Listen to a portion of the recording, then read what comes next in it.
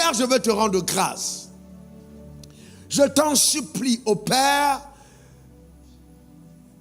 accorde-moi la capacité, dans la simplicité, sans régner la profondeur, d'apporter ta parole, d'enseigner, mais aussi de rester sensible à la voix de ton esprit et à la direction du Saint-Esprit, afin de dire et de faire en même temps tout ce que le ciel ordonnera en cet instant, dans le nom suprême de Jésus.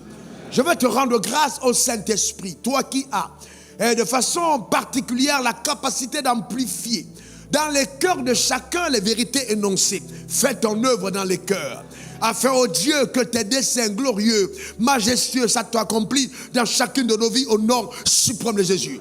Merci de bénir, au-delà de bénir, de guérir, de restaurer, de transformer, d'équiper, de propulser, de révéler par ta puissance éternelle l'accomplissement de tes desseins. Honneur et gloire à toi pour ceux qui sont ici en présentiel et ceux qui sont au loin. Que Seigneur, la distance ne soit pas un obstacle et que nous ayons encore aujourd'hui de fabuleux témoignages de la parole écoutée qui transporte une onction vivante, une onction fraîche. Au nom suprême de Jésus, j'ai prié. Et que quelqu'un dise Amen 3 fois. Amen. Eh bien, assieds-toi dans la glorieuse présence de Dieu. Gloire à celui qui nous a conçus et créés. Nous sommes tous la conséquence d'une élection, que dis-je, d'une prédestination. Il n'y a pas de hasard. Dis encore Amen. Amen. Alléluia. Luc 1, verset 37. Car rien n'est impossible à Dieu. Et nous avons dit, en termes de rappel, que le mot impossible est une invention de l'homme déchu. Dans la conception divine de la vie, l'impossibilité n'existe pas. Parce que l'auteur de la vie, c'est Dieu. Et donc Dieu qui est l'auteur de la vie n'a pas conçu d'impossibilité parce que l'auteur de la vie n'est jamais limité. Il n'est pas limité. Donc il n'a jamais imaginé un seul instant que l'impossibilité allait, voyez, être le lot de ceux qui sont avec lui. Pas possible. Nous avons dit qu'il était important quand nous approchons Dieu, mesdames, mesdemoiselles et messieurs, en vos rangs et grades, qualités, de se souvenir que le Dieu que nous adorons, qui s'est approché de nous et auquel nous avons répondu, est un Dieu omniprésent. C'est-à-dire, il a la capacité d'être présent en plusieurs endroits, au même moment, en tout lieu, en tout temps, vous voyez, au même instant. Donc, il est omniprésent, mais aussi il est omniscient. Et là, c'est très bien. C'est-à-dire quoi? Il sait toutes choses.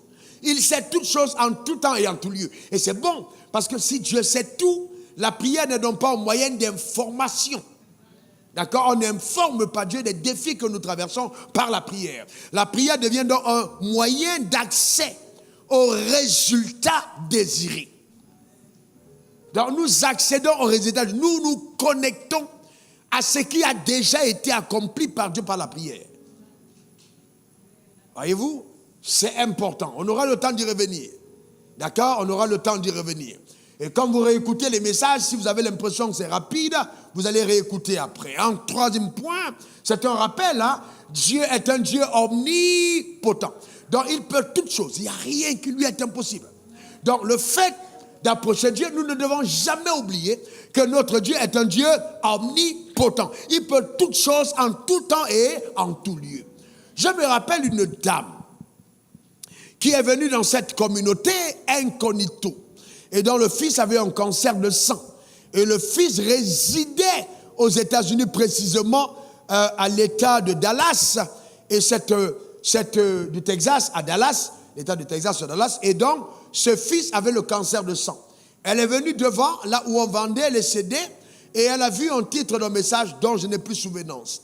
Elle a donc dit à Dieu, si c'est vrai que tu es dans cet endroit, si c'est vrai que la parole qui est prêchée ici vient de toi, que mon fils soit guéri. Donc, et non seulement que si mon fils est guéri, voici le montant d'argent que j'apporterai à cet hôtel pour soutenir cette œuvre. Alors cette prière a plu à Dieu.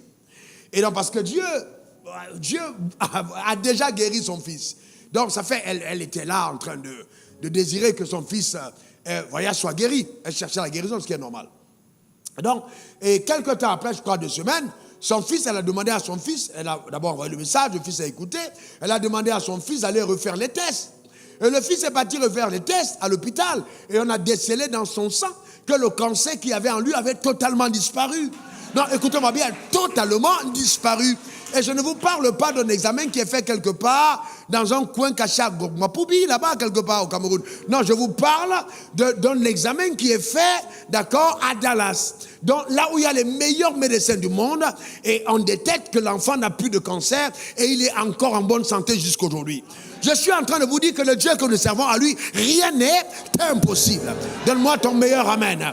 Et pendant que je parle, je veux dire à quelqu'un, quelle que soit l'impossibilité, ou alors, selon la perspective humaine déchue à laquelle tu fais face, je décrète, déclare et établis qu'en écoutant ce message, la parole de Dieu te connecte à toutes les possibilités divines et que la puissance de Dieu transforme ta vie en un témoignage éloquent dans le nom suprême de Jésus.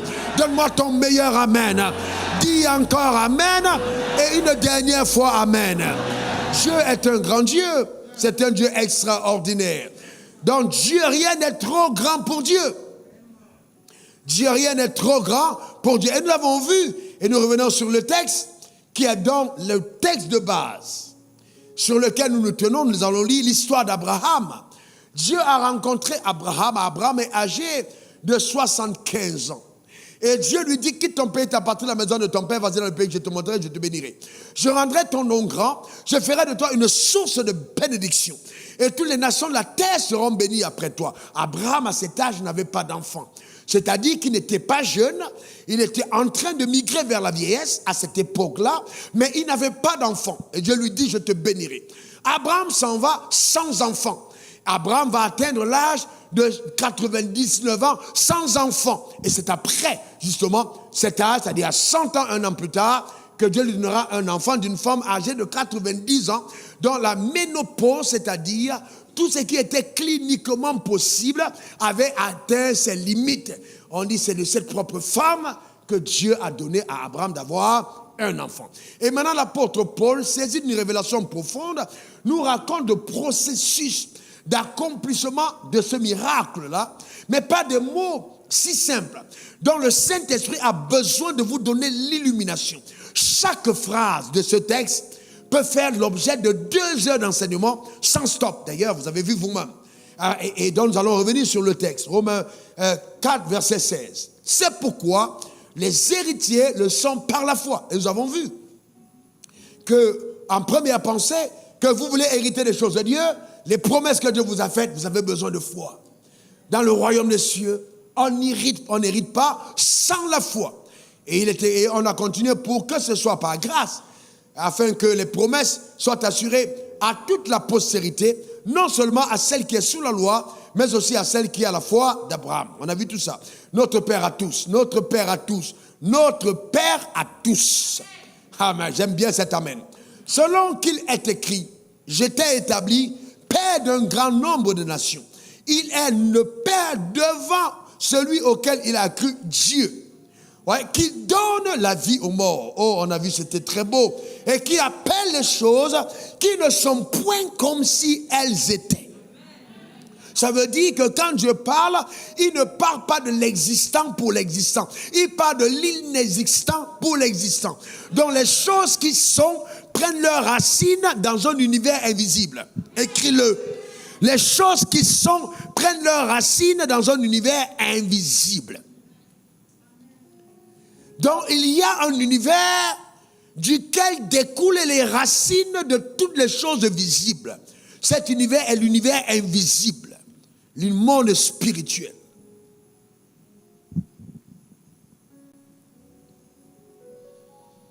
Quand vous allez me dire amen, on va continuer.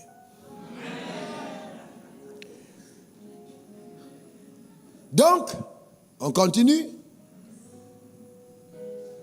Espérant contre toute espérance. Ça veut dire, il n'y a rien qui lui donne de pouvoir croire. Il crut. On a vu ça la dernière fois. En sorte qu'il devint père d'un grand nombre de nations. selon ce qui lui avait été dit, telle sera ta postérité. Alors nous allons voir ça aujourd'hui. Et s'affaiblit dans la foi, il ne considéra pas que son corps était déjà usé, puisqu'il avait près de 100 ans et que Sarah n'était pas en mesure, en état d'avoir des enfants.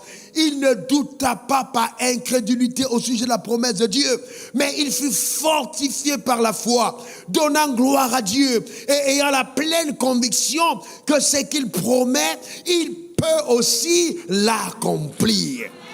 La parole de Dieu est bénie et succulente. Donc on a vu 12 axes de réflexion. Premièrement, l'héritage qui se fait par la foi, Dieu qui donne la vie au monde, axe numéro 2. Et en troisième axe, qui appelle les choses qui ne sont pas comme si elles étaient. On n'y revient pas, on n'a pas assez de temps. Numéro 4, espérant contre toute espérance. Eh bien, c'est très beau, hein? C'est très très beau. Et je vous invite à réécouter. Numéro 5, il crut. Rien que ça, il crut. On est entré en profondeur pour montrer ce que c'est que la foi. Que ça veut dire quoi? Croire. Et dans Jean 11, verset 40, j'ai dit, si tu crois, tu verras la gloire de Dieu. Donc nous croyons au présent et nous voyons au futur. Donc notre futur ressemblera étroitement à notre foi présente. Donc ça veut dire que j'ai encore la capacité de redesigner mon futur. J'ai encore la capacité de donner à mon futur ce que personne n'imaginait qu'il pouvait être. Oh, j'entends une parole du Seigneur. Écoutez-moi bien.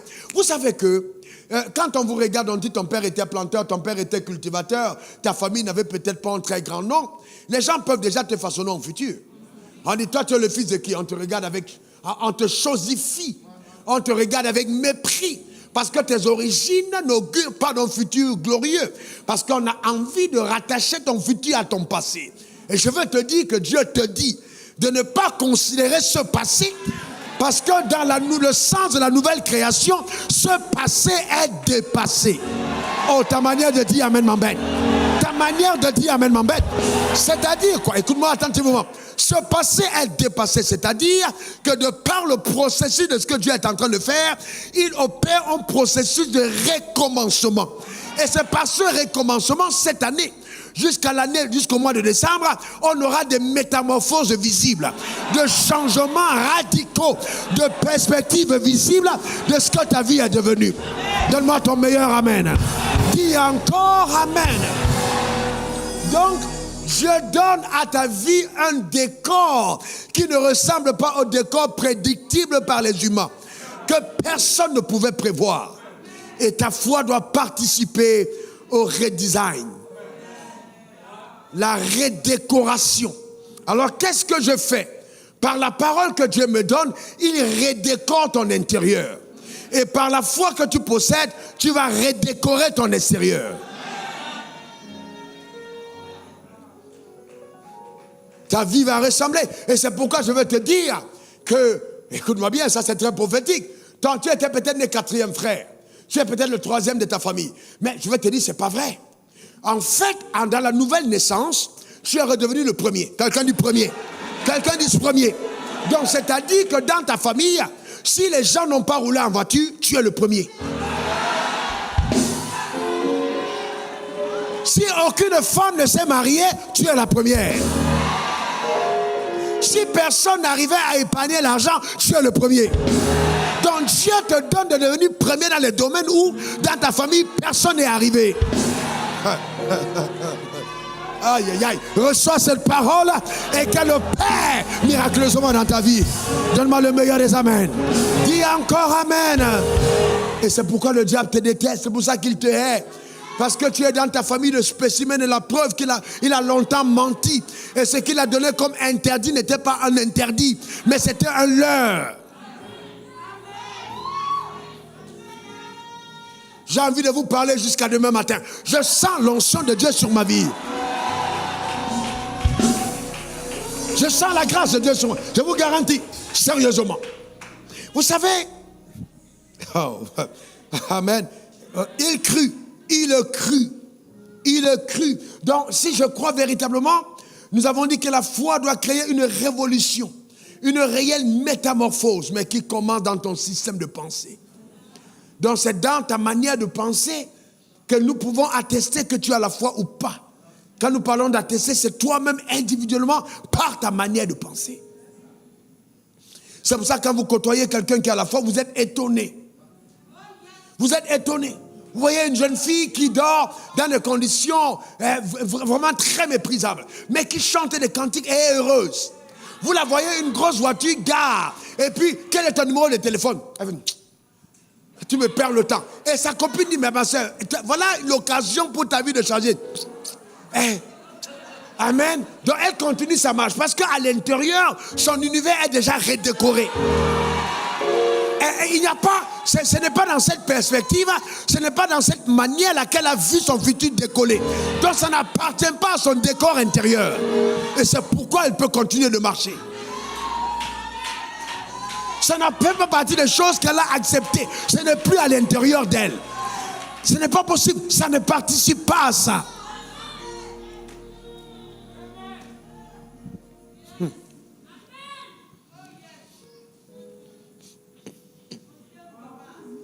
Donc, nous avons dit que la foi a cette capacité de t'introduire dans le repos. Tu t'amènes à te reposer. Et les gens te demandent, mais tu comptes sur quoi même? Sur quoi tu comptes? Je compte sur Dieu. Pourquoi? Parce qu'en fait, quand tu entres dans la foi, tu comprends que tu ne fais que poursuivre les choses qui sont déjà faites. On parlera de ça dimanche. Ma fille, tu ne poursuis pas les choses que tu vas voir. Tu es à la quête des choses qui ont déjà été faites. Et quand Dieu te dit, écoute-moi bien, je vais te lever, il n'est pas en train de dire, je vais préparer ton élévation. Il est en train de te dire, ton élévation est déjà là. Il faut que tu acceptes d'arriver à la chose que j'ai déjà arrêtée.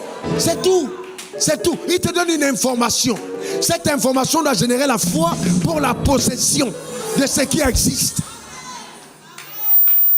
Est-ce que tu comprends ça? Donc ce n'est pas une affaire de dire, non, peut-être Dieu va essayer. Non, il a déjà fait. Il a déjà fait. Il te donne une information sur ce qu'il a fait. Donc si vous comprenez ça, les petits trucs qu'on vous trompe avec les paroles, Dieu m'a montré que non, tu avais un soutien jaune, tu étais dans telle chambre, ça ne va pas vous dire quelque chose. Parce que ça là, c'est la distraction. Ça ne t'apporte rien du tout. Rien du tout par rapport à ta confiance que tu places en ce que tu as pour toi. Il crut. Il crut. Ma question est, est-ce que tu crois? Il crut. Il crut en sorte qu'il devint père d'une multitude. On est juste en rappel. Père d'une multitude. Pas père d'un enfant. Et on a vu que le problème de Dieu, c'est qu'il ne pouvait pas exaucer Abraham tant qu'Abraham n'avait pas rejoint son système de pensée. Abraham pensait à un enfant, Dieu pensait à une multitude d'enfants. Lui, il voyait les nations, alors qu'Abraham cherchait son héritier. Dieu dit, on ne peut pas marcher ensemble. Il faut que tu changes. Et on a vu le processus par lequel Abraham est devenu père d'une multitude. Il a fait sortir, Dieu a amené Abraham à regarder la poussière du sol. Si tu peux compter cette poussière, alors telle sera ta postérité. Après, il a amené les étoiles. Tu peux compter les étoiles, telle sera ta postérité. Jusqu'à ce qu'Abraham arrive à voir les choses comme Dieu les voit, alors que ce n'était pas encore arrivé. Si un jour ta foi ne t'a pas amené à poser un acte de folie aux yeux des hommes, tu n'as pas encore véritablement la foi.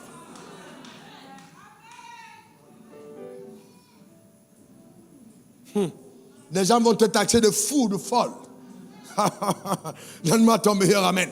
Il devient père d'une multitude. Père d'une multitude. Père d'une multitude. Maintenant, nous continuons. On a vu le processus par lequel il a engendré. Maintenant, nous continuons au point numéro 8. Selon ce qui lui avait été dit. Point numéro 7 plutôt. Selon ce qui lui avait été dit. Donc aujourd'hui, nous parlons du point numéro 7. Selon ce qui lui avait été dit. Vous êtes au même point 7 que moi, n'est-ce pas? Très bien. Selon ce qui lui avait été dit. Donc Dieu ne va jamais te mentir. Il va toujours accomplir dans ta vie ce qu'il t'a dit. Il dit dans Nombre 23, verset 19, il dit, je ne suis pas un homme pour mentir. ni le fils d'un homme pour me repentir. Si tu veux bien. Il dit, je ne mens pas. Dis après moi, Dieu ne ment pas. Encore. Donc quand Dieu te fait une promesse, il ne peut jamais te mentir. Mais c'est vrai, si ton mari est un menteur, Dieu ne l'est pas. Si ta femme ment, Dieu ne ment pas. On est tellement habitué au monde physique et aux gens qui nous font des promesses sans tenir que souvent on confond les gens avec Dieu. Dieu dit, je ne suis pas un fils d'un homme pour me repentir. Ça veut dire que quand je te fais la promesse, j'ai soupesé toutes choses. Allons-y, on est là.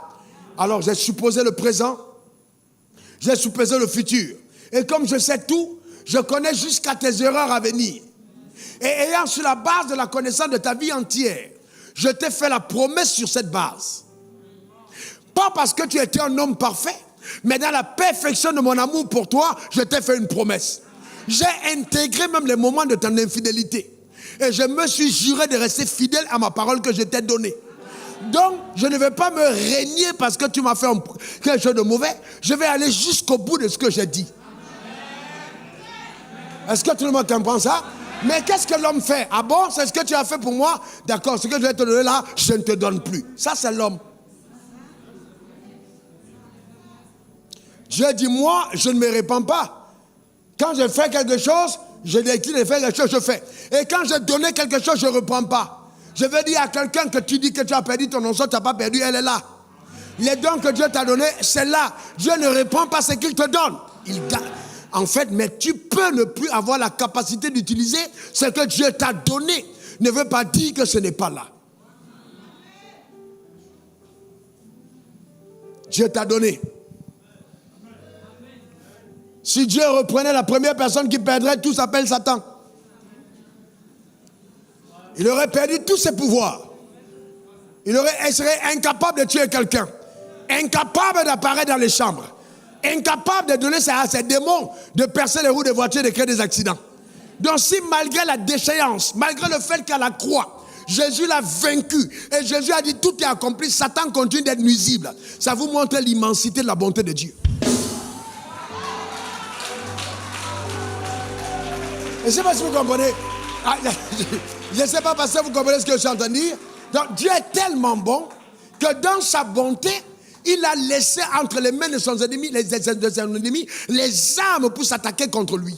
Il a la possibilité de les désarmer en un instant. Donc quand vous regardez Satan, c'est pour ça regardez-le avec un autre œil. Admirez comment Dieu est bon. Et dites à Satan, si ce n'était pas la bonté de mon Père, est-ce que tu serais encore capable même de t'attaquer à moi? Hey. Tu dis, hé Satan, mon Père est bon, hein? Mon papa est bon, il t'a laissé avec. Mais sache que s'il t'a laissé toi ennemi avec autant de puissance, imagine à ce qu'il a donné à son... Imagine. Oh, quelqu'un dise amen. Quelqu'un dise encore amen. Donc vous imaginez, révérend Blessing, que Dieu donne l'ennemi, il donne le pouvoir. Et je vais vous dire que quand il a laissé le pouvoir dans les mains de l'ennemi, l'homme n'était pas encore créé. Donc quand il laisse le pouvoir entre les mains de Satan et qu'il fait sortir l'homme, il est obligé de doter l'homme de capacités extraordinaires, lui permettant d'être au-dessus de tout ce que Satan peut avoir pour. Donc ce n'est pas un problème.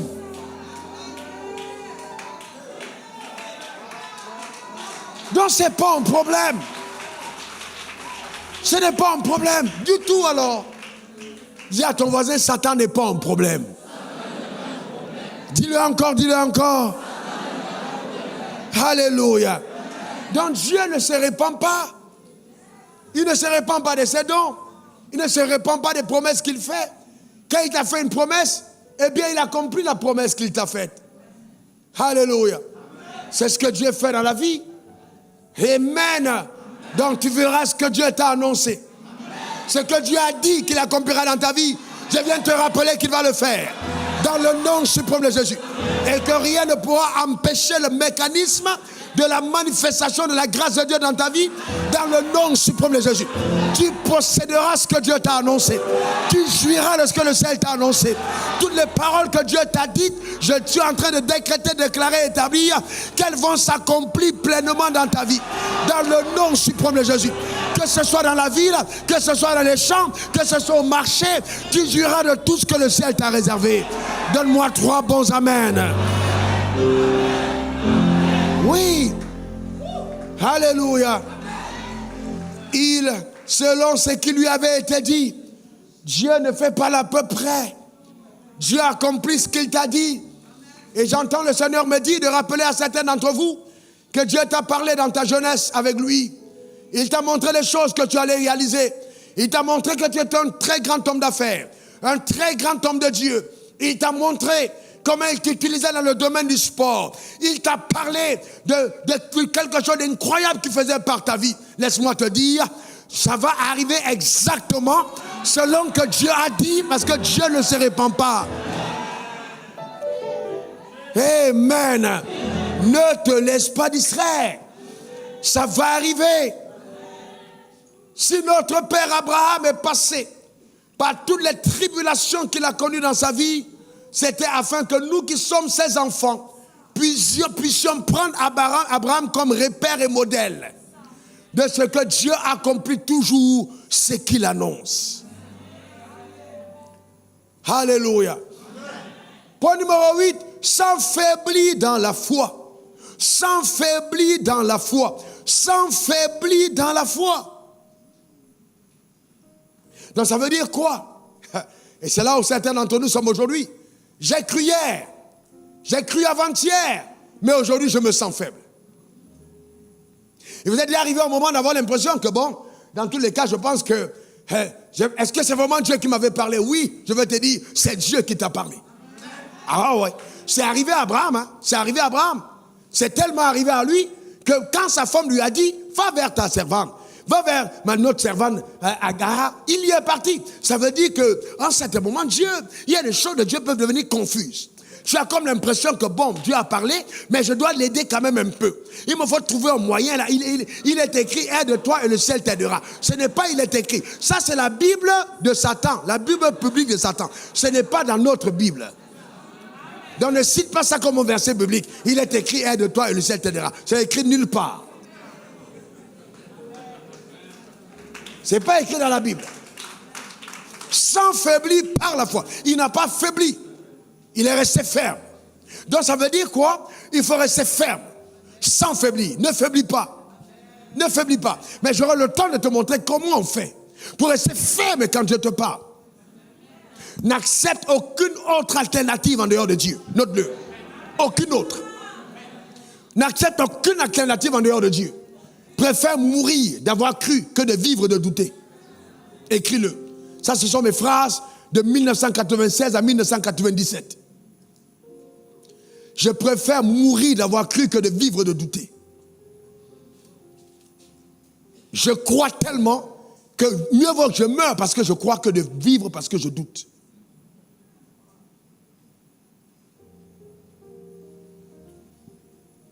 Et Dieu va tester ça. Dieu va éprouver ça. Dieu va voir jusqu'où tu crois. Je me rappelle, pendant que j'avais fait la promesse à cette charmante dame, maman, de payer son loyer de 90 000 tous les mois alors que j'avais 15 000 francs de salaire. Une nuit, Dieu m'a fait passer à l'épreuve. Et cette nuit, j'ai attendu, c'est l'argent jusqu'au 31, il n'y avait pas d'argent. Et tous les premiers, selon ma parole, je devais aller. C'est pourquoi quand vous êtes enfant de Dieu, veillez sur vos paroles. Vous voulez que Dieu veille sur sa parole à votre égard, veillez sur vos paroles. Ne donnez pas les paroles sans en tenir. Nous sommes enfants de Dieu. Il ne faut pas dire non, moi, je ne suis qu'un homme. Ça, c'est faux. Le 1/3 de toi est parfaitement Dieu. Ton homme intérieur, donc tu n'es plus un homme normal. Ton esprit est totalement Dieu. À l'image de Dieu. Donc tu ne peux pas dire je suis un homme. Tu es Dieu. Et donc j'étais chez moi et je n'avais pas d'argent. Rien du tout alors. Au lieu de dormir, parce que, vous savez, dans la vie, il ne faut pas toujours dormir, il faut se chercher. Ah ouais. Mais sauf qu'il y a différentes manières de se chercher. Tu vois une fille qui est là, elle va au restaurant, elle n'a pas d'argent, elle dit je me cherche. On m'a dit de venir m'asseoir dans des endroits où les hommes vont me voir. Ça, c'est pas se chercher. Ça, c'est se perdre. C'est s'enfoncer dans le sable mouvant de la vie. Ah ouais. Je me cherche. Tu vas au supermarché, tu te balades, tu te cherches.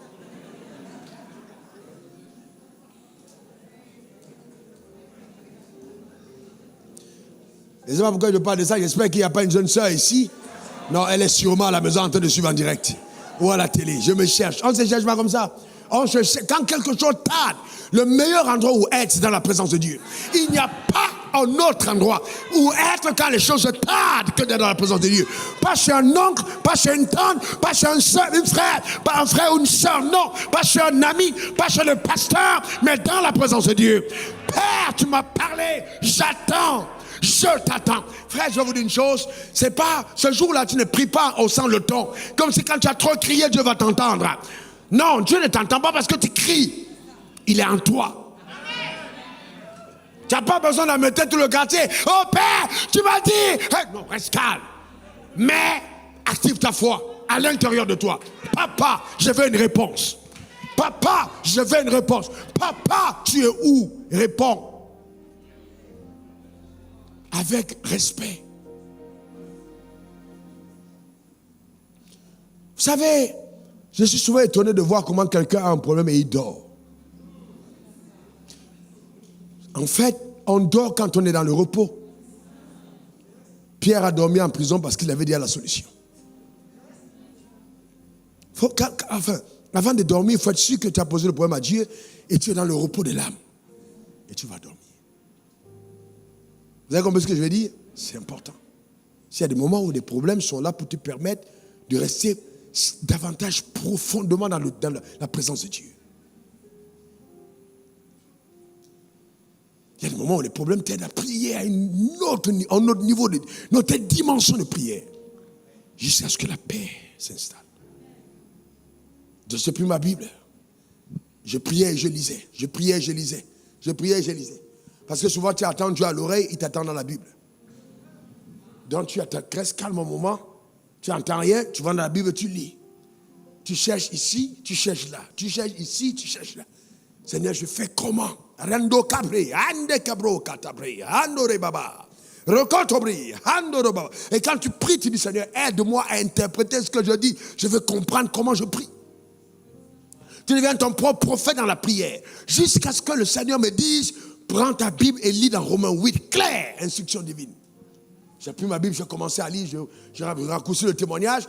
Quand Dieu m'a parlé, je suis allé me coucher. Le lendemain matin, et le même jour, c'était à 2h du matin, le même jour, quelqu'un est venu chez moi avec sa femme. J'ai prié pour lui, j'ai prié pour eux, on a passé le temps à prier, puis je partais. Et il demande à sa femme, chérie, sa femme demande au mari, chérie, on a oublié quelque chose. On a oublié quelque chose. Le mari dit quoi? Et puis moi maintenant, le sac, c'est elle qui a le sac. Et moi j'ai dit, je sais ce que vous avez oublié. Il me regarde, j'ai dit, vous avez oublié mon argent de loyer, c'est dans son sac. C'est dedans. Parce que Dieu m'a dit qu'il n'est jamais en retard, il arrive toujours avant l'heure. Il m'a dit, vous dites que je suis en retard. Moi je veux te dire, j'arrive avant l'heure. J'ai dit, Dieu, avant l'heure comment? Le premier c'est, je dois aller maintenant là. J'ai dit, moi j'arrive avant l'heure. Donc quand ils m'ont dit j'ai oublié quelque chose, je savais que c'était l'argent de loyer. Ils m'ont dit c'est combien? J'ai dit 90 000. Ils ont dit non, 91 000 je crois. J'ai dit ah non, les 1000 francs du dessus, c'est pour pour aller payer et déposer le loyer chez la dame et revenir chez moi. Mais c'est ce qui s'est passé. Dès que j'ai pris l'enveloppe, le jour s'est levé, j'ai pris mon Warren, je suis allé déposer et je suis revenu. Quelqu'un d'autre aurait dit qu'il ne doit pas à Abidjan. Je dois d'abord manger. Elle va comprendre que c'est dur.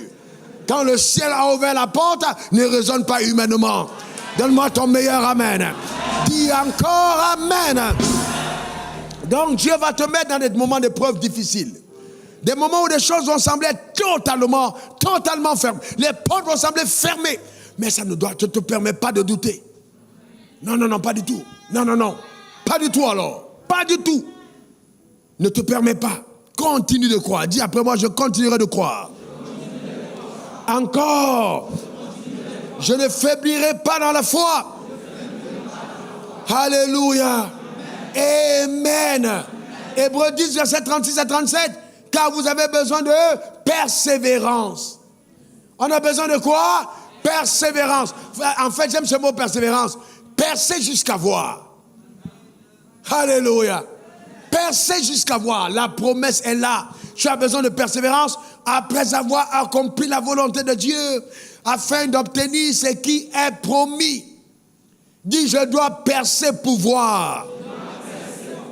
Alléluia. Amen. Tu as commencé les affaires, tu as commencé le ministère, tu as commencé un travail.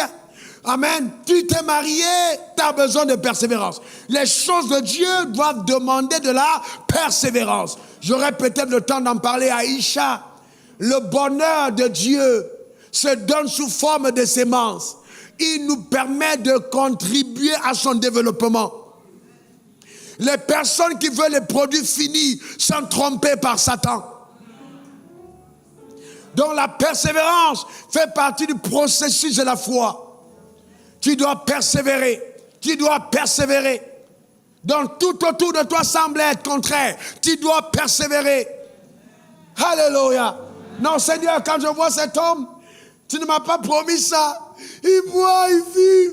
Oh Seigneur, il a rétrogradé. Tu dois persévérer. Parce que ta prière, peut-être ton témoignage, c'est que ta prière a changé le cœur de ton mari. Qui a rétrogradé, j'ai dit rétrogradé, reparti dans le monde, ne te donne pas le droit de le laisser tomber. Vous êtes dans une alliance, tu dois le relever. Deux valent mieux qu'un, quand un tombe, l'autre le relève. Il faut avoir des gens à côté capables de te relever. C'est pourquoi quand Dieu te parle et que tu vas accomplir de grandes choses, il faut marcher avec des leaders capables d'encourager ta foi. Ne mettez pas vos oreilles devant n'importe quel hôtel. Il y a des hôtels qui détruisent ton avenir. Dès que tu écoutes la personne, tu as l'impression que Dieu doit te chicoter toute la nuit jusqu'au matin. Parce que tu te trouves inqualifié pour recevoir les choses de Dieu. Alors que Dieu aime te donner ces choses quand tu ne les mérites pas.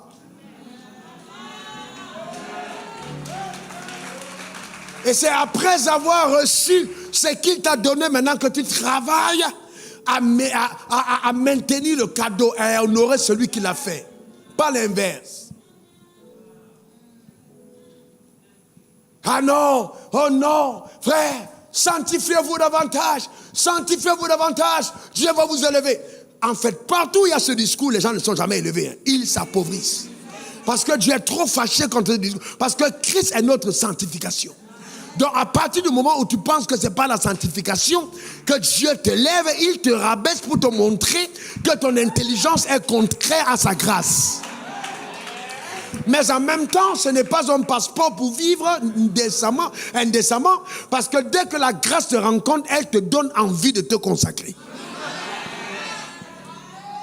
C'est ça la différence.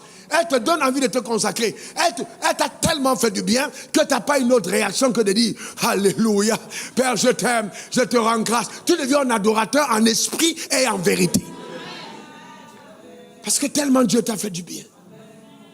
Regardez dans les communautés les gens amers, les gens qui sont toujours durs, les gens qui condamnent, ils ne sont pas bénis. Ils attendent longtemps. Ma soeur, ça fait 36 ans que je suis là. Même en demande de mariage, je n'ai pas eu. Toi, tu es là dans la foi, aux promesses de Dieu, mais dès que tu causes avec elle, tu commences à te dire que tu mourras célibataire. Parce qu'en fait, ce n'est pas la Bible qui te l'a dit, c'est la soeur qui te l'a dit. Mais en fait, elle est passée à côté de 7 maris et tous l'ont fui. Pas qu'elle n'était pas belle, mais quand elle ouvre sa bouche pour parler, ça ne donne pas envie de rester avec elle. Elle n'est pas pleine de grâce. La femme doit être gracieuse. Vous n'amenez pas votre... La vie est déjà tellement dure que le visage de ma femme ne doit pas être dur. Je suis sérieux. La vie est déjà trop dure. Pourquoi le visage de ton conjoint soit dur? Tu viens à la maison, ton mari... La femme, vous allez vivre comment? On dit non, le bonheur au ciel. Non, c'est pas au ciel, c'est sur la terre d'abord. On revient dessus dimanche. Et on revient dessus à Aïcha. Parce que Dieu a fait toutes choses afin qu'on en jouisse.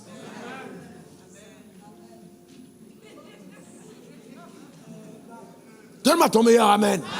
Donc c'est important, voyez-vous, nous avons besoin de persévérance. Après avoir accompli la volonté de Dieu, mettez la suite, verset 37. Encore un peu de temps. On dit quoi? Encore un peu de temps. Celui qui doit venir viendra, il ne tardera pas. Verset 38.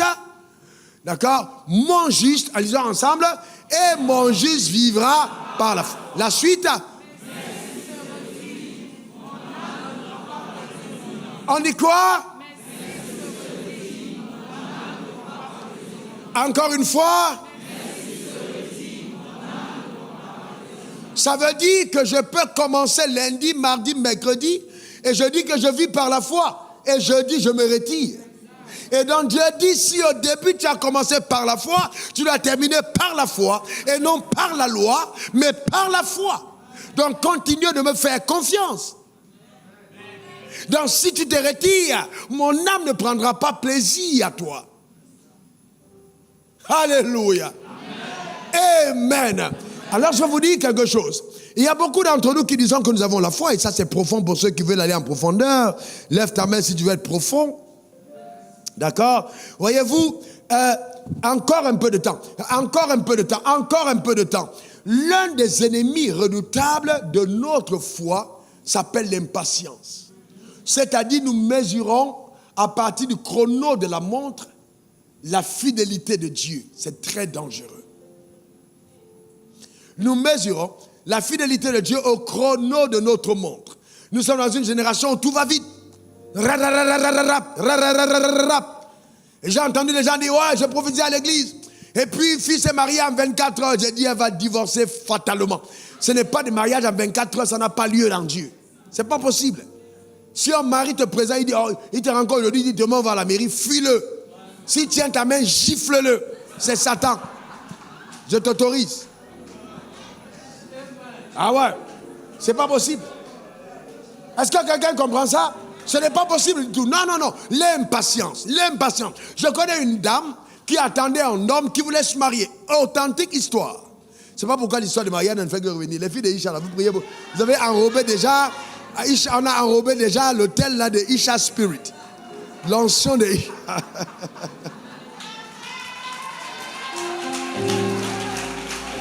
Impatience. Quelqu'un dit, je ne suis pas impatient. Encore.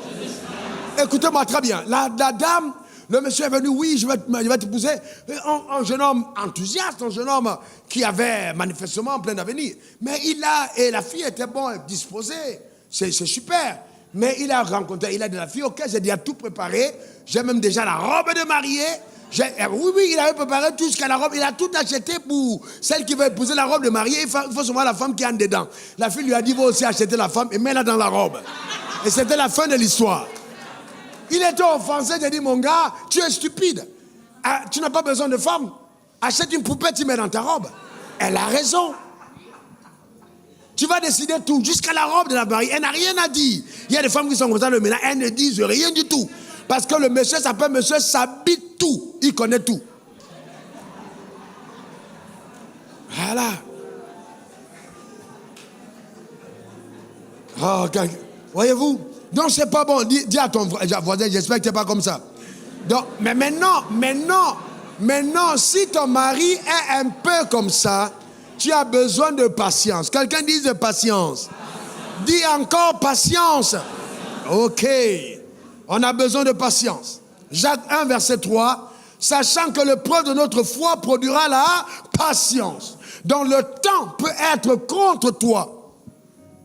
Le temps peut être contre toi. Ça ne veut pas dire que la promesse de Dieu n'est pas pour toi. Note-le. Le temps peut être contre toi. Ça ne veut pas dire que la promesse de Dieu n'est pas pour toi. Ce n'est pas parce que le temps semble passer que la promesse est régnée. Non. Le facteur temps n'intervient pas. Parce que la promesse est faite à partir de l'éternité. Et à l'éternité, il n'y a pas de montre. Alléluia. Donc il ne faut pas être impatient. L'épreuve de ta foi produit la patience.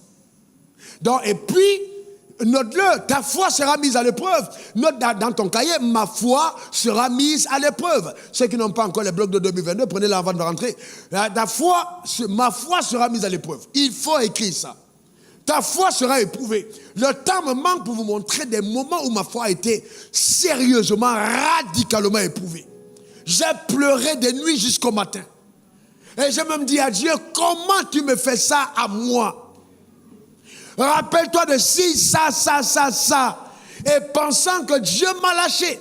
Et c'est après l'épreuve que je me rends compte qu'il me préparait un témoignage. Parce que sans épreuve, il n'y a pas de témoignage. Ce qui fait d'Abraham, c'est les 25 ans d'attente. C'est ce qui a donné à son nom le pesé. J'ai attendu 24, 25 ans. Et j'ai vu la promesse. S'il avait attendu 1 an, ça n'aurait pas été la même chose. Il a attendu 25 ans. Adam, écoute mon frère, c'est pas parce que ça tarde que Dieu a dit non. La Bible n'a jamais dit que si tu crois, peut-être que tu verras. Il n'y a pas de peut-être dans la foi. La foi n'a pas une autre éventualité que celle de la réussite. Un homme de foi n'a pas une autre possibilité que celle de réussir. Ça passe ou ça passe. Ça réussit ou ça réussit. Ça marche ou ça marche. Il n'y a pas peut-être que non, ce n'est pas la foi. Non. J'ai dit non. C'est pour ça que quand je parle de toi, je te parle en tant que succès. Tu réussis ou tu réussis. Il n'y a pas une autre alternative. Donc pendant que tu es dans le processus de ton attente, je ne peux pas dévaluer ce que tu es véritablement. Car ton apparence cache ton futur. Ou ton être véritable.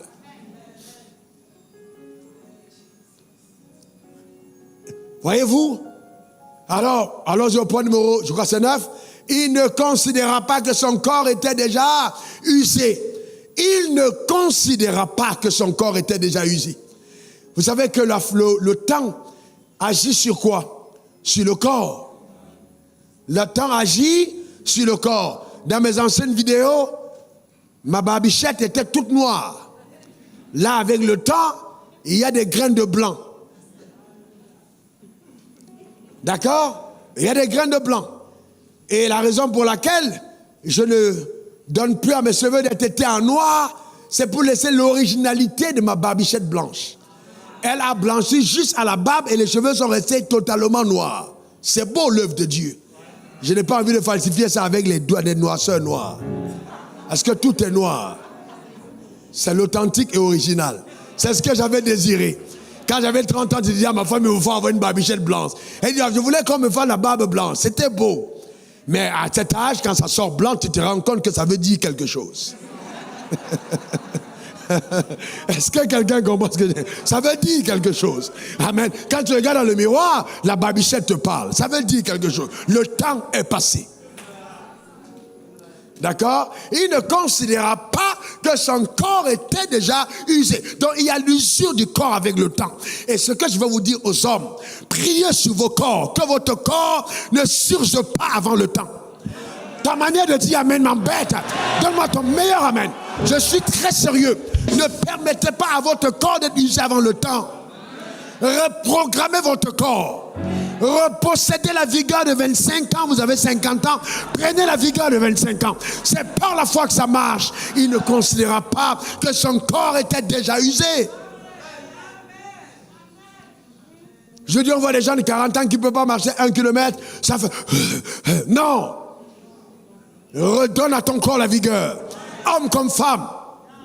Tu n'as pas le droit de veiller avant l'heure. Ne cause pas les poids à ton mari. Rajeunis. J'ai accouché. Ça veut dire quoi? Tu as accouché. Rajeunis. Donne-moi ton meilleur amen. Je suis en train de te donner une parole qui va t'aider et tu ne dis pas amen. Rajeunis. Au nom suprême de Jésus. Mais je vous pose une question. Quand on désire une femme de 90 ans et on veut la prendre pour femme, elle a quelle apparence?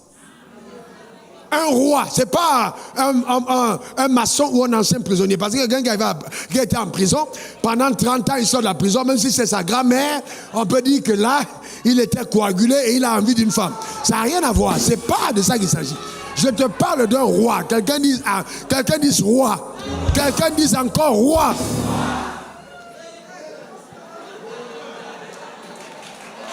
Non, je suis sérieux. Frère, moi je vous parle des choses sérieuses. Vous êtes là, vous riez. Je suis sérieux. Très sérieux. On voit une dame, il regarde la dame, il désire la dame, il donne l'argent pour la dame, il donne la femme à son mari. Sans savoir que c'est son mari, pensant son frère pour la prendre pour femme. Frère, ce n'était pas seulement le visage. Elle devait avoir une morphologie. Quand vous la regardez, vous dites waouh, quelle femme! Waouh, quelle femme! Waouh, quelle femme! Que la foi en Dieu garde ton corps en bonne santé, te préserve totalement. Donne-moi ton meilleur amen. Dis encore amen. Et maintenant, laissez-moi vous dire, laissez-moi vous dire quelque chose. En fait, révérend Allah, cette femme devait garder son corps parce qu'elle n'avait pas encore accouché. Elle devait pousser à l'hôpital. Elle avait besoin d'énergie physique pour pouvoir pousser un enfant. Donc elle devait entretenir le corps qui accouche. Si tu veux que Dieu t'utilise, laisse à ton corps d'avoir encore de la vigueur. Parce que plus ton corps est gardé, mieux Dieu va t'utiliser. Quand ton corps est abîmé, la retraite est anticipée. Elle devait accoucher. Tu étais à l'hôpital récemment pour accoucher. Ça demande la vigueur, n'est-ce pas?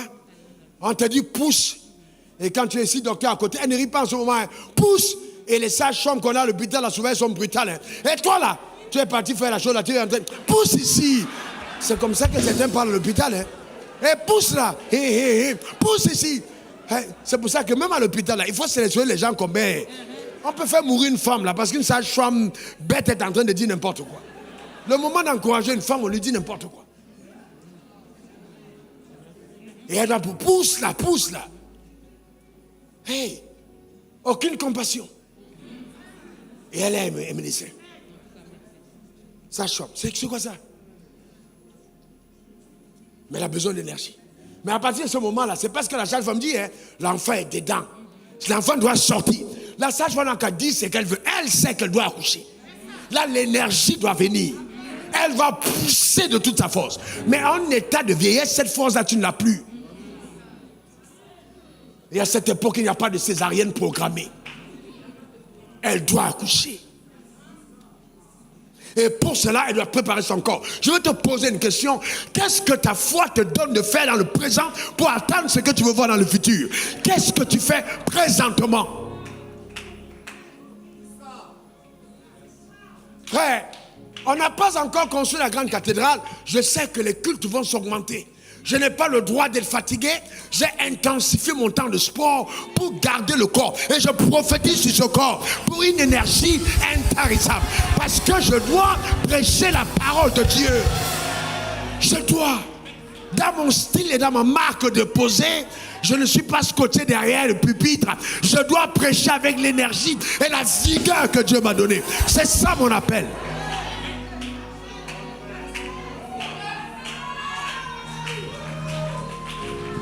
Il ne considéra pas que son corps était déjà usé, car il avait près de 100 ans. Tout est là simplement. La considération que tu donnes à certaines informations. On dit non, dès que tu as 40 ans, voici les problèmes des gens de 40 ans. Et puis tu commences toi-même à penser, j'ai 40 ans, voici les problèmes des gens de 40 ans.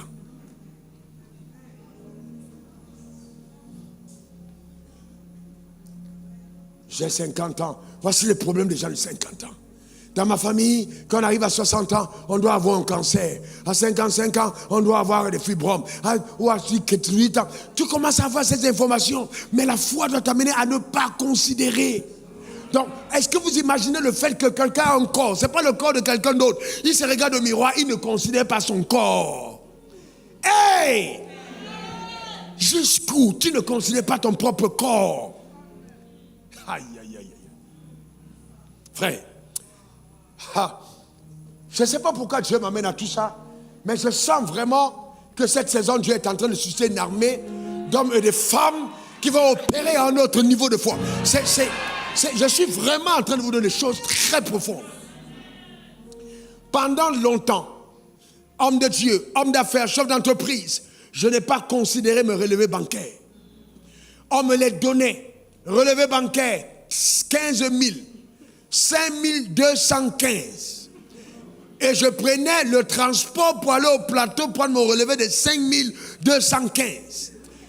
Pour revenir prendre mon... Vous imaginez ça? Après est arrivé, la grâce, j'ai eu enfin une boîte postale. Quelqu'un m'a fait la grâce de me donner une boîte postale à Sokosé, puisque j'habitais à Dien. Et je marchais maintenant pour aller voir mes relevés, parce que quand j'ai eu mon compte, je n'avais pas de boîte postale, donc je les prenais à la banque. Dans le même Abidjan. Ce n'est pas un film nigérien, authentique. Un jour, pendant que je regarde mon relevé, le Seigneur me demande, qu'est-ce que tu vois? Je dis, ce qui est écrit. Il me dit, bon, est-ce que tu crois la parole? J'ai dit oui. Il me ramène à Ephésiens 1, verset 3. J'étais déjà béni de toutes les bénissances spirituelles dans les lieux célestes en Christ. Il me dit, est-ce que tu sais que tu es plus riche que ça? Tu as plus d'argent. Je regarde. Et il dit, ce n'est qu'une question de chiffres. J'ai pris mon bic. Derrière les 5625, j'ai ajouté des zéros. Avec mon propre stylo. 5 milliards et poussière. Donc quand je regardais mon relevé, je voyais 5 milliards. Le diable me disait, tu as ajouté toi-même les zéros. Et puis je lui répondais, ce n'est pas ton problème. Parce que Jacob a porté lui-même les vêtements d'Ésaü. Ce n'était pas Ésaü, mais il a porté ses vêtements. Je change de vêtements, je porte les vêtements de celui qui est béni. Est-ce que quelqu'un comprend ça? Je change de vêtements, je porte des vêtements. Ce n'est pas le problème de Satan. Vous savez, vous lisez bien votre Bible.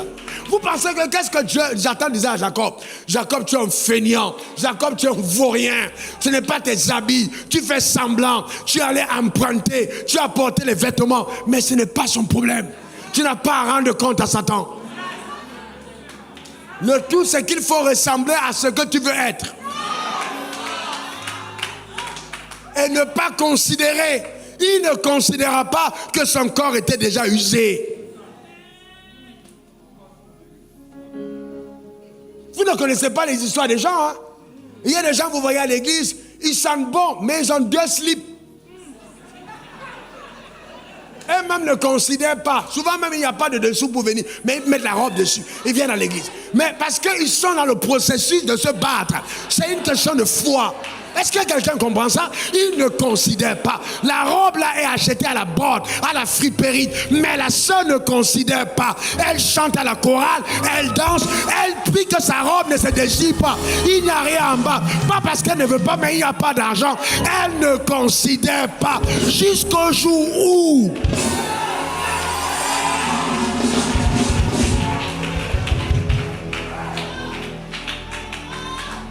Il y a des humiliations dans lesquelles la foi te met. Hein. Je te garantis, tu es humilié. Mon ami m'a regardé, elle est venue me voir. Il me dit, vraiment, c'est ça ton histoire de Dieu? C'est ce que tu es devenu? Il était un petit banquier. Avec une grosse voiture.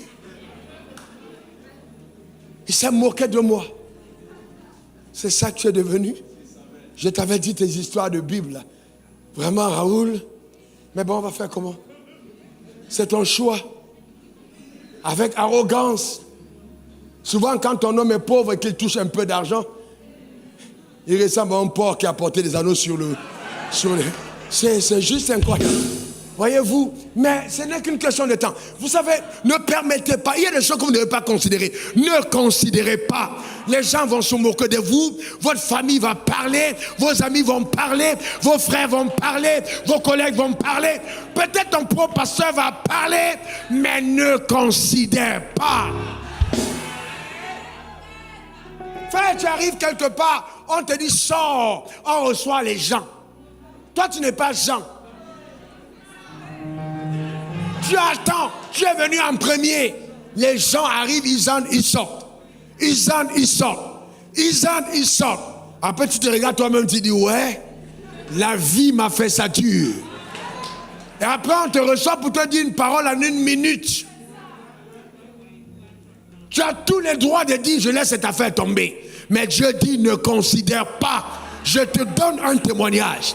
Il pensait te ridiculiser, mais je t'ai enseigné la patience. Parce que si tu ne sais pas attendre à une table d'attente pendant 3 heures, pendant 6 heures de temps, quand le temps viendra d'attendre mes promesses, tu ne sauras pas les attendre. Il ne considérera pas.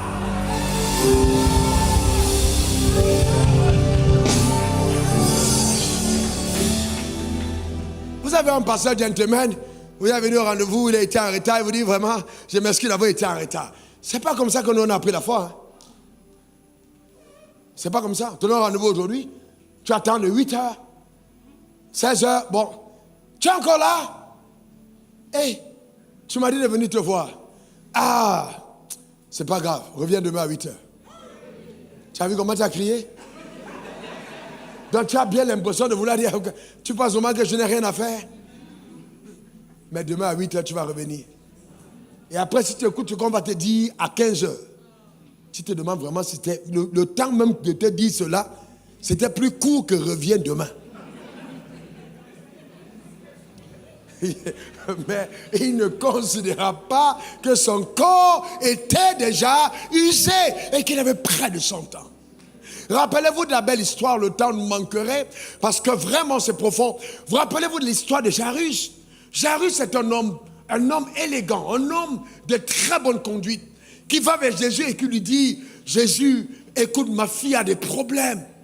Jésus voit cet homme, Jairus, il aime cet homme. Voyez-vous, il l'aime, il dit, écoute, Jésus le regarde, et puis Jésus fait un mouvement pour aller dans la maison de Jairus. Et en route, une dame arrive, une perte de sang depuis 12 ans. Elle se connecte aux vêtements de Jésus et Jésus s'arrête. Le cortège s'arrête. Pendant que la femme est en train de guérir, Jairus elle dit, ouais, c'est quelle malchance ça. Comment est-ce que pendant que Jésus va chez moi, la femme s'est venue faire quoi ici? Non, c'est quoi ça? Elle est là pour gâter mon affaire. Est-ce que quelqu'un comprend? Donc vous savez, il y a toujours des gens qui vont vous dire, mais attends, c'est quoi ça? Mais en fait, comme si l'événement qui arrive va aller suspendre leur... Non, mon frère. Dieu t'a promis quelque chose, il bénit quelqu'un avant toi, régis-toi.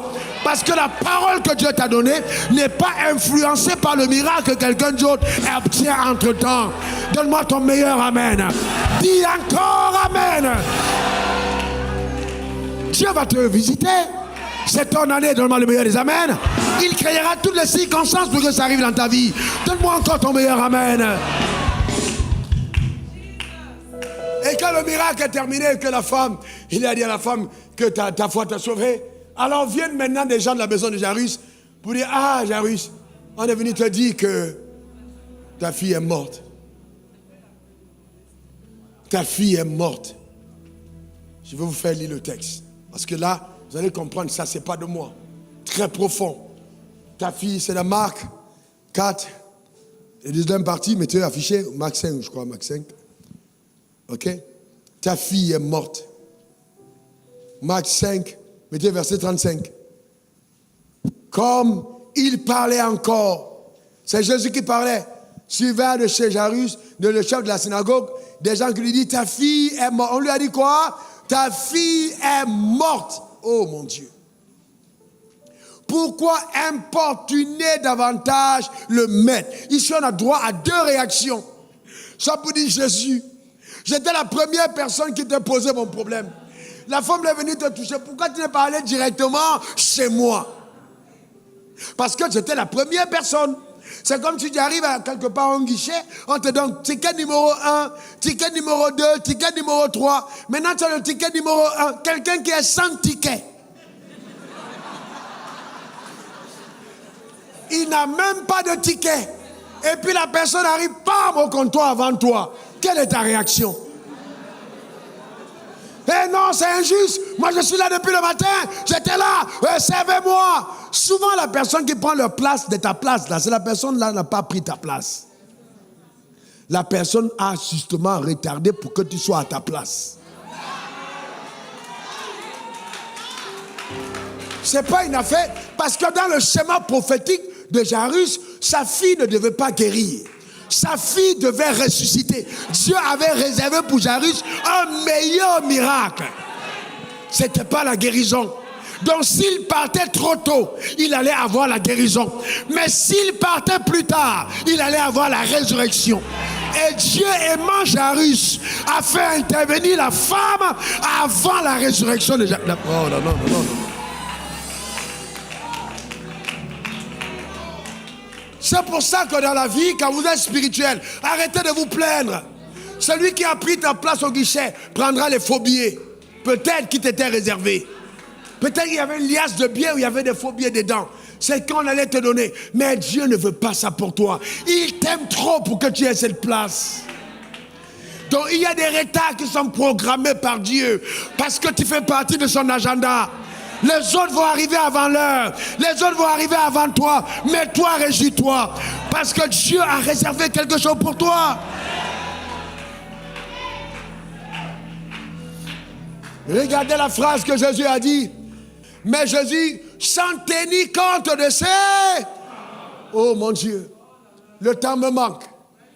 Le temps me manque. Sans tenir compte de ces... Si vous avez vu marcher avec moi, ceux qui m'ont côtoyé de près, savent que l'une de mes forces, c'est que je ne tiens pas compte des paroles des gens. Vous ne marchez pas dans la foi ou par la foi si vous tenez compte des paroles. Si vous n'êtes pas allé à l'école de ne pas tenir compte des paroles, vous êtes mort. Et souvent, quand vous n'avez pas bien assimilé la leçon, c'est votre propre femme qui vous donne ces paroles. Tu es un vaurien. Hey! Ici encore, les femmes sont polies. Il y a des endroits sous le soleil. Une femme te parle, tu deviens chauve le lendemain matin. Tu ne vaux rien du tout. Va faire ton malin au bureau, les gens te respectent, moi je te connais ici. Tu dis que tu es un garçon. Les gars de ton âge, ton comportement c'est comme celui d'un coq. Elle te parle, ça dit soit tu deviens en même temps boxeur, que là je vais finir avec toi, soit tu commences en même temps coureur.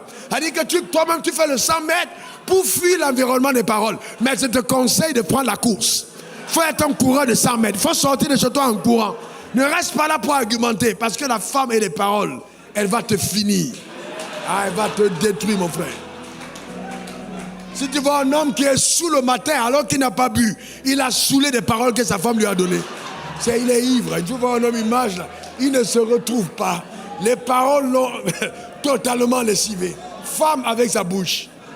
Hey, mon frère, il faut faire attention. Et vous savez, quand elle fait ça, si tu as donné une seule parole, elle va donner 3 autres. Mais pour toi, là, c'est fini quand le programme est terminé. Une semaine après, pendant que vous êtes content, elle est fâchée. Et puis elle pleure. Tu dis, qu'est-ce qu'il y a, chérie? Tu m'as dit ça il y a une semaine. Tu m'as dit ça. Quand tu penses ça de moi, c'est comme ça que tu me vois. Pas là, est revenu là encore. En même temps, c'est ce que tu... Je savais que tu étais comme ça. Je savais. Elle a oublié tout ce qu'elle a dit. Elle est restée sur toi, elle a chargé. Ouais, donc tu ferais mieux de fuir et de ne rien dire. Ouais. Sans tenir compte de ces paroles. Donc vous voyez que la foi agit dans tous les domaines. Un homme qui ne tient pas compte des paroles, même dans sa propre maison, agit par la foi. Parce que la femme te dit ça, elle ne te dit pas ça parce qu'elle le pense. Souvent aussi, parce que quand une femme commence à parler mal à son mari, c'est qu'en fait, elle a envie que tu passes le temps avec elle et tu es toujours absent. Donc, elle attend le moment où tu veux partir, elle lâche une parole. Elle sait que la parole là, va te faire rester. Ah ouais, elle te lâche une parole. Tu es en train de partir. C'est à qui tu dis ça? C'est à moi? Et puis, c'est à toi, tu vas faire quoi? Tu vas faire quoi? Enfin, elle est en train de te dire, ton rendez-vous là, tu vas remettre ça. On est ici aujourd'hui ensemble. Oh, mon frère. Oh. Ça tenir compte de ces paroles. Sans tenir compte de ces paroles. C'est pourquoi si tu as quel que soit les cours que tu as fait dans la vie, la femme va te transformer en psychologue, en psychanalyste, en philosophe et en interprète. Sans tenir compte de ces paroles. Jésus s'est détourné. C'est important dans la vie. Très important. Il n'a pas dit ça. Il a dit au chef de la synagogue, ne crains point. Crois seulement. Comment vous allez demander à quelqu'un à qui on vient de dire On vient de dire, ta fille est morte. Une délégation est envoyée. On te dit, ne crains point, crois seulement. À quoi?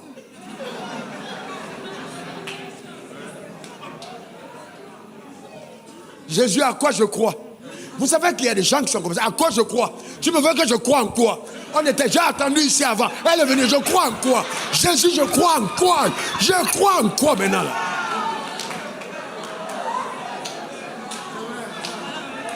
Ou bien, ah ouais? J'ai trop de respect pour toi, Jésus, mais non, quand même, je ne peux pas tolérer ça. Je suis quand même moi, chef d'une synagogue. Tu peux me traiter comme ça? Elle, c'est qui? Entre nous deux, qui méritait ton miracle? Je sais quoi cette histoire? Je comprends même pourquoi les gens disent que tu n'es pas le Dieu. Dieu peut me traiter comme ça. Mais Jésus comprenant qu'il pouvait être hors de lui, il a anticipé, il dit, mon gars, tais-toi, ne crains pas. Crois seulement. C'est l'un des rares miracles que quand Jésus arrive, il met tout le monde dehors. Parce qu'il y a eu tellement de bavardage, il y a eu tellement de ragots, que même le monsieur est dehors, on ne veut pas te voir dedans. Donc je ne sais pas qu'est-ce qu'il a dit à Jésus en route. Quelle est l'attitude qu'il avait, quel visage il avait, quel commérage il avait. Jésus a dû regarder pour voir les visages des moins crédules, pour dire entrez. Parce qu'il y a des gens, quand tu veux prier, même leur présence, stoppe ta foi. Il disait la suite de l'histoire. Tout le monde n'est pas entré avec lui, n'est-ce pas? Remettez la suite. Continuez, remettez la suite du texte. Ok? Il n'est permis à personne d'accompagner, si ce n'est Pierre, à Jacques et à Jean, frère de Jacques. Continuons. Ils arrivaient à la maison du chef de la synagogue. Il n'est permis à personne d'accompagner. Où il vit une foule bruyante et des gens qui pleuraient et poussaient des cris. Continuons. Il entra et leur dit, pourquoi faites-vous du bruit? Et pourquoi pleurez-vous? L'enfant n'est pas morte, mais elle dort. L'enfant n'est pas morte, mais elle dort. Continuons. Voyez-vous, et il se moquait de lui. Il se moquait de lui. Dans les moqueries, alors, ayant fait sortir tout le monde, il prit avec lui le père de la fille, de l'enfant, et ceux qui l'avaient accompagné, et il entra où était l'enfant. Venez. Ceux qui l'avaient accompagné étaient Pierre, Jacques et Jean. Entrons. Je t'ai parlé, mon fils, je t'ai dit, ne crains pas, non? Viens maintenant voir. Il se sent moqué dehors, non? Viens voir. J'ai vu ton visage, mais viens voir. Ce qui va se passer là va métamorphoser l'état de ton visage. Je suis en train de dire à quelqu'un que ce que tu as vu coucher va se relever. Ce qui était mort reprendra vie. Que cela prenne place dans le nom suprême de Jésus. Donne-moi ton meilleur amen. Dis encore amen. Tiens-toi debout, on va prier. Tiens-toi debout, on va prier. Tiens-toi debout. Commence à rendre grâce à Dieu. Commence à rendre grâce à Dieu. Lève tes mains vers le ciel. Rends grâce à ton Père. Commence à rendre grâce à Dieu pour le miracle dans ta vie. Pour ces choses combien déclarées impossibles qui arrivent dans ta vie. Bénis le Seigneur. Lève tes mains. Lève tes mains là où tu es. Commence à rendre grâce à Dieu. Reketebro, nakabre, ketebro, rande ketebro, sakatabre, rends grâce à Dieu, rande ketore, chate kebro, no côté, rends grâce à Dieu pour ta vie, pour ton ministère, pour ton mariage, pour ta famille, pour tes enfants, rends grâce à Dieu, rende kebro, sarababa, ele ketebro, sarababa, déclare, je te crois capable de faire ce que tu as dit. Je te crois capable. Je saisis mon miracle. Annonce-le, prononce-le, établis-le. Je saisis mon miracle. Déclare-le par la foi. Je saisis mon miracle. Annonce-le dans le nom suprême de Jésus. Continue de prier. Rends grâce à Dieu pour toutes les paroles qu'il t'a données. Rends grâce à Dieu. Il ne considéra pas. Il ne considéra pas que son corps était déjà usé.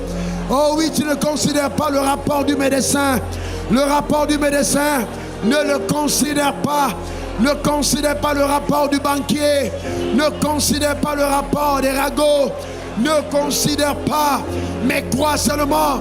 Déclare-le, affirme-le. Il est écrit, si tu crois, alors tu verras la gloire.